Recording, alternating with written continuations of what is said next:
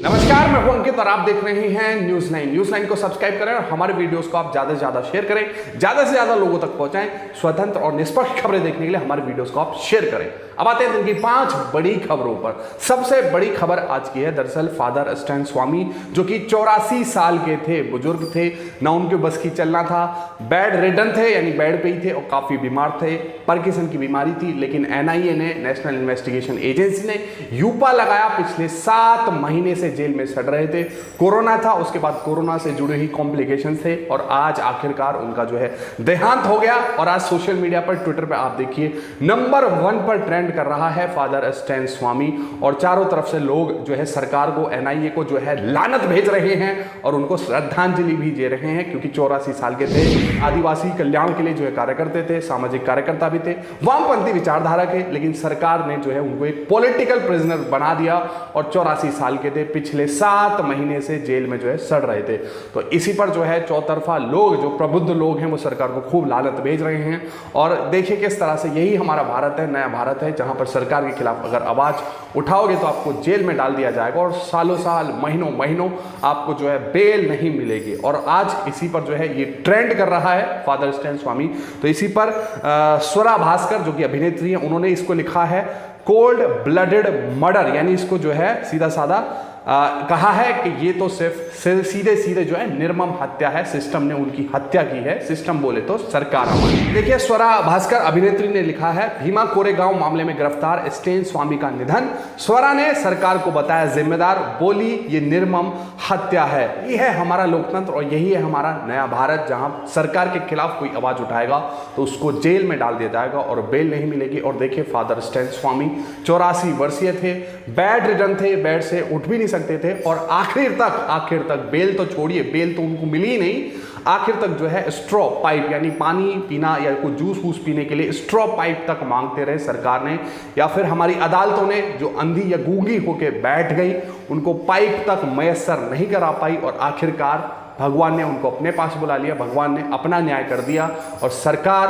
और सिस्टम की जो है लाचारी से जो है एक बुजुर्ग की मौत हो गई और चौतरफा से आज जो है उनको श्रद्धांजलि दी जा रही है। अगली खबर हरियाणा से। हरियाणा में एक महापंचायत हुई थी और जहां पर राम गोपाल शर्मा, जो कि राम भक्त है, और वही राम गोपाल शर्मा जो कि 17 वर्षीय था और जामिया में जिसने जो है गोली चलाई थी जब सीएए के खिलाफ जो है वहां पर मुस्लिम औरतें प्रदर्शन कर रही थी और शाहीन बाग में जिस तरह से आंदोलन हुआ था सीएए के खिलाफ, वहीं पे जो है इसने गोली चलाई थी और उसके बाद अब खुला घूम रहा है। अब इसको लाइसेंस मिल गया है, क्योंकि हिंदू मुस्लिम के खिलाफ जो है आप कार्यक्रम या एजेंडा चलाओगे तो आपको फुल लाइसेंस है, आप करिए। अब दरअसल इसी गोपाल शर्मा राम भक्त है, जो अपने आप को राम भक्त कहता है। इसका एक वीडियो वायरल हुआ है जहां पे ये देखिए मुसलमानों को गाली दे रहा है। हमारी बहनों को ले जा सकते हैं, तुम उनकी को उठा के ले जा सकते हैं। अरे तुम्हें तो नाम बदलने की भी जरूरत नहीं है। अरे तुम सलमान को नहीं ला सकते क्या?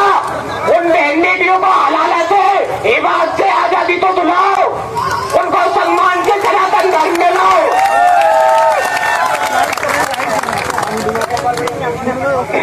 मैं कटौती से केवल इतनी चेतावनी देना चाहता हूँ उन आस्तीन के सांपों को, जिहादियों को, आतंकवादी मानसिकता के लोगों को, जब राम भक्त गोपाल 100 किलोमीटर दूर जामिया जा सकता है सीए के समर्थन में, तो कटौती ज्यादा दूर नहीं है।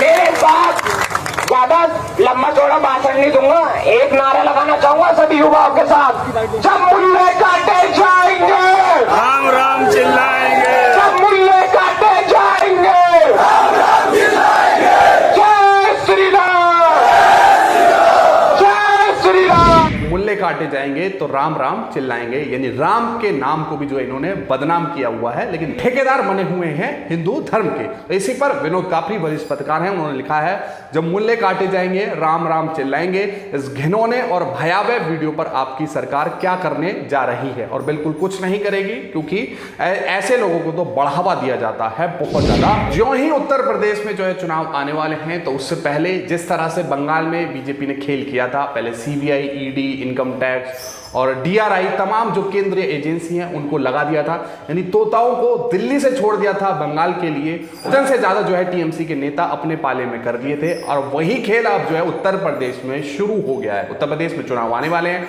तो उससे पहले जो तोता है CBI नाम का इनकम टैक्स का या फिर ED के तमाम जो तोते हैं वो अब जो है लखनऊ में छोड़ दिए हैं, क्योंकि यहां पर भी चुनाव है। तो देखिए बोलता हिंदुस्तान की ये भी खबर है, लखनऊ रिवर फ्रंट मामले में CBI की छापेमारी, पूर्व IAS बोले अमित शाह ने चुनाव प्रचार शुरू कर दिया है। और पूर्व रिटायर्ड IAS सूर्य प्रताप सिंह लिखते हैं CBI उत्तर प्रदेश में सक्रिय है, लगता है अमित शाह ने चुनाव प्रचार शुरू कर दिया है। और यही खेल बीजेपी ने बंगाल में किया था, बंगाल में क्या हर्ष शुरू हुआ अब सब ने देख लिया।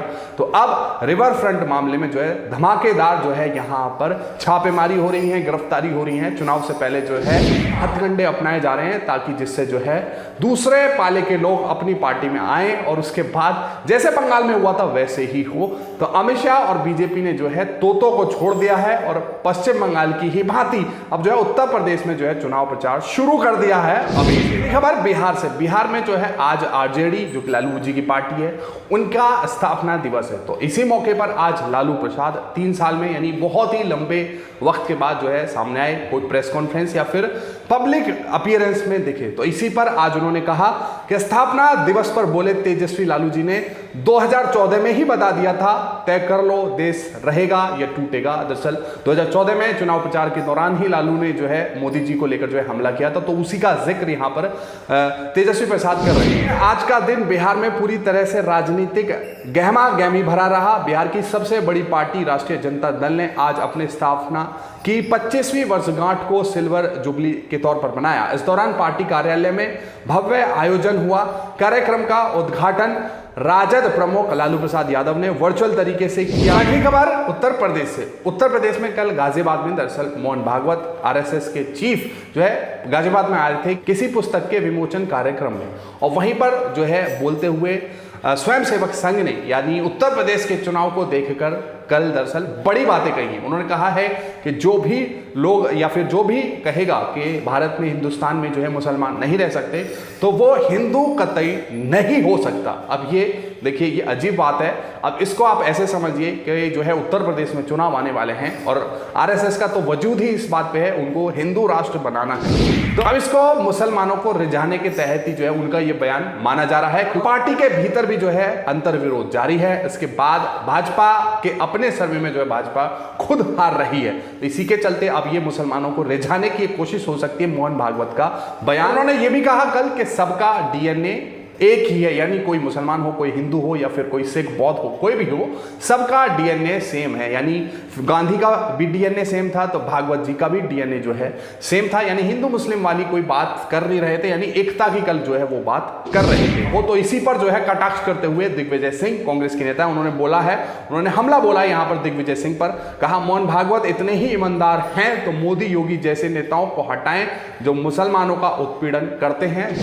दिग्विजय सिंह ने जो है बड़ा पलटवार किया है मोहन भागवत पर और कहा है कि अगर आप इतने ईमानदार हैं तो मोदी जी और योगी जी को हटाएं जो मुस्लिमों के खिलाफ जो है लगातार षड्यंत्र रचते हैं और उनका उत्पीड़न करते हैं। इन खबरों को लेकर आपकी जो भी राय है नीचे कमेंट बॉक्स में जरूर लिखें, साथ साथ हमारे चैनल को आप सब्सक्राइब करें। धन्यवाद।